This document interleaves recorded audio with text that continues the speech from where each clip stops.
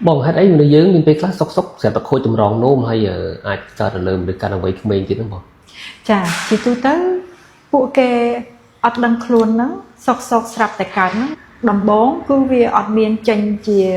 រោគសញ្ញាអីឲ្យយើងចាប់អារម្មណ៍ទេគឺវាកើតស្ងាត់ស្ងាត់បន្តិចម្ដងបន្តិចម្ដងបន្តិចម្ដងដល់ពេលថ្ងៃមួយនោះគឺចេញរោគសញ្ញាពិតប្រាកដមកយើងទៅមើលស្រាប់តែឃើញតែម្ដងអញ្ចឹងមិនមែនមានន័យថាសុក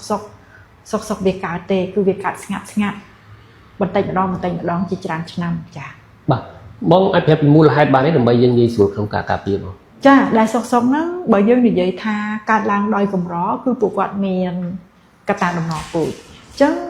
ក្នុងចំណោមមនុស្សដែលសុកខូចតម្រងនោម10នាក់ហ្នឹងមានតែម្នាក់ទេដែលមានកត្តាដំណរពូជហើយសុកមួយទៀតគឺមកពីគាត់មានជំងឺប្រព័ន្ធការពាររាងកាយបំផ្លាញខ្លួនឯងដែលក្នុងហ្នឹងស្ងាត់ហ្នឹងវាបំផ្លាញតម្រងនោមហើយមនុស្សខ្លះទៀតគឺជំងឺហ្នឹងវាបំផ្លាញទាំងតម្រងនោមវាបំផ្លាញទាំងសន្លាក់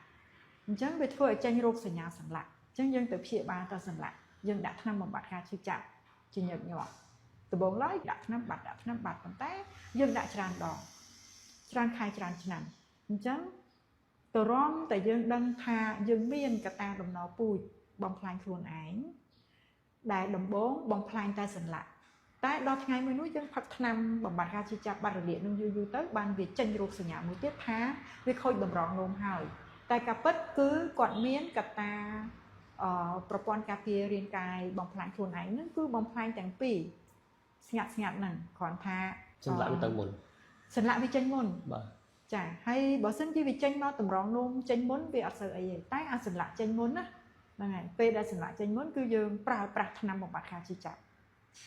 បាត់រលាកបាត់ឈឺបាត់ហើមហ្នឹងរយៈពេលវែងអញ្ចឹងអាកត្តាប្រព័ន្ធការពាររាងកាយបំផ្លាញតម្រងនោមក៏មានអាថ្នាំផឹកបំបត្តិការឈឺចាប់ហ្នឹងវាទៅបំផ្លាញតម្រងនោមបន្ថែមទៀតក៏មានអញ្ចឹងបានមានពេលខ្លះហ្នឹងខូចខ្លាំងជាងពីព្រោះយើងអត់ដឹង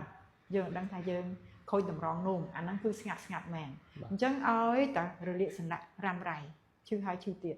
គួរឲ្យសង្ស័យគឺយើងត្រូវរករកកត្តាដំណរពូជបំផ្លាញសន្លាក់និងបំផ្លាញតម្រងនោមទៅចា៎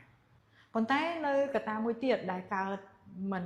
កម្រប្រមាណនេះគឺកើតដោយសាររបៀបរស់នៅមិនល្អដែលសុកខូចតម្រងនោមមានពេលខ្លះគឺគាត់ធ្វើតែមួយដងឯងតែអាចខូចតម្រងនោមមួយជីវិតអញ្ចឹងអានឹងអីគេគឺឧទាហរណ៍ណាថាថ្ងៃហ្នឹងគាត់ជប់លៀងហ្នឹងទី1គាត់ផឹកស្រាច្រើន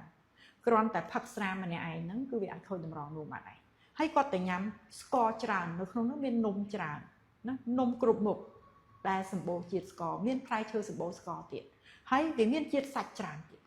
អញ្ចឹងអាជាតិសាច់ហ្នឹងមានទឹកជ្រលក់ច្រើនចឹងអាទឹកជ្រលក់ហ្នឹងសម្បូរអំបិលផងសម្បូរស្ករផងសម្បូរប៊ីចេងផងសម្បូរម្ទេសផងអីចឹងទៅចាហើយពេលដែលគាត់ផឹកតែស្រាគាត់អត់បានផឹកទឹកអញ្ចឹងអាខ្វះជាតិទឹកហ្នឹងក៏វាបំផ្លាញអាស្ករក៏វាបំផ្លាញអាស្រាក៏វាបំផ្លាញអាអំបិលជ្រុលពេកក៏វាបំផ្លាញ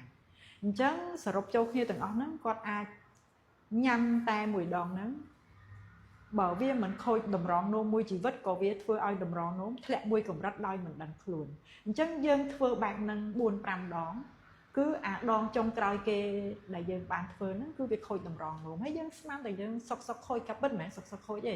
មកពីអាកត្តារបស់យើងហ្នឹងវាយូរពេកច្រើនដងពេកចាអញ្ចឹងពេលដែលគាត់អត់ធ្វើចលនារាងកាយហ្នឹងអាហ្នឹងគ្រាន់តែទេប៉ុណ្ណឹងក៏ខូចតម្រងនោមដែរពីព្រោះដំបូងមានមាសទាំង8របស់ទិវាតម្រងនោមពិភពលោកហ្នឹងគឺចលនារាងកាយដោយសារតើតើមានចលនារាងកាយបានវាមានចលនាឈាមរត់តើតើមានចលនាឈាមរត់គ្រប់គ្រាន់បានវាមានសារធាតុចិញ្ចឹមតម្រងនោមឲ្យរស់រានមានជីវិតហ្នឹងគ្រប់គ្រាន់តើតើមានចលនាឈាមរត់គ្រប់គ្រាន់បានតម្រងនោមហ្នឹងមានជាតិទឹកគ្រប់គ្រាន់ដើម្បីបញ្ចេញជាតិគីមីពុលទៅតាមទឹកនោមបើមិនអញ្ចឹងទេវាកកស្ទះហើយវាអត់អាហារហ្នឹងគឺវាអាចនឹងខូចអញ្ចឹងក្នុងករណីដែលរបៀបរស់នៅមិនល្អហើយស៊ីផឹកច្រើនដូចខ្ញុំនិយាយអំបញ្ញមិញអញ្ចឹងអាហ្នឹងក៏អាចធ្វើឲ្យគាត់ខូចតម្រងនោមដែរហើយយើងកុំថាវាសុកគឺវាខូចស្ងាត់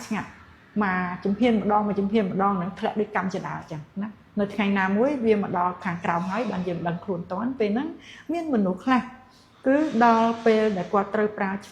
រើថ្នាំប្រចាំជីវិតហើយអាចថាអ្នកខ្លះស្ថិតនៅក្នុងបញ្ជីដែលអាចលាងឈាមតែម្ដងចា៎ចុះយើងត្រូវធ្វើម៉េចបងដើម្បីការពារកុំឲ្យតម្រងនោមយើងសុកទៅជាខូចធ្ងន់ធ្ងរអញ្ចឹង chia đồng bộ miềnរបស់ខ្ញុំគឺត្រូវមានរបៀបរស់នៅល្អរបៀបរស់នៅល្អទី1គឺត្រូវមានចលនារាងកាយរស់រវើកកុំអង្គុយយូរចលនារាងកាយរស់រវើកហ្នឹងខ្ញុំធ្លាប់បានជម្រាបពីមុនមកហើយអញ្ចឹងយើងអាចទៅមើលចលនារាងកាយរស់រវើកហ្នឹងទៅចាហើយមួយទៀតយើងទៅស៊ីផឹកមានន័យថាយើងទៅញ៉ាំជប់លៀងហ្នឹងស្រាវាច្រើនហើយនំវាច្រើនសាច់វាច្រើនអំបិលវាច្រើនស្ករវាចេញនៅក្នុងទឹកជ្រលក់ហ្នឹងវាច្រើនហើយខ្វះទឹកចាហើយនាំគ្នាអង្គុយអត់បានធ្វើចលនាទេបើសិនជាយើងនាំគ្នាទៅរាំហើយយើងកុំញ៉ាំអាទឹកជ្រលក់ហ្នឹងប្រៃពេកអីចឹងហើយកុំញឹកញាប់ពេកហើយជាទូទៅរាល់ពេលដែលយើងស៊ីផឹកហើយគឺយើងទៅធ្វើតេស្តឈាមហើយបើយើងអាសាជួបជុំមិត្តភ័ក្តិសប្បាយយើងគួរតែអាសាមើលចឹងបើសិនជា2 3ខែយើងឲ្យស៊ីផឹកម្ដងអាចថាមួយឆ្នាំយើងមើលម្ដងតែបើមួយខែយើងស៊ីផឹក2 3 ដងអញ្ចឹងគួរតែ3ខែយើងមើលម្ដងចាកុំឲ្យយើងគិតថាសុកយើងខូចតម្រង់នោះ